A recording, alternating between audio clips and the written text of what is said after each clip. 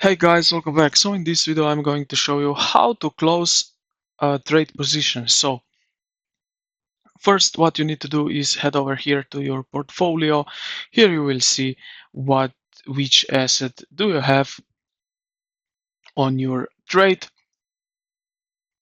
Now what you need to do basically is simply just find the close button. So how you can do that?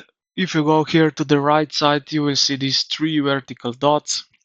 And right over here it will open like small menu where you will see close button. So click on that and it will pop up this window here. So close all.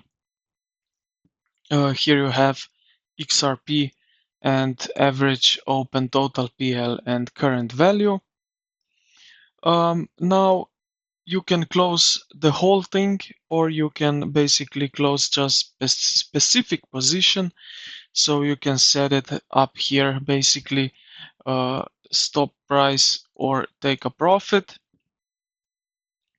But if you don't want that you just want to close it, what you're going to do is just simply close all, and that's pretty much it. So we have successfully closed now our trade, and yeah, this is pretty much it, how you can close it. So I hope this video helped you out. If it did, consider to like the video and subscribe to the channel. Thank you for watching, and I will see you in the next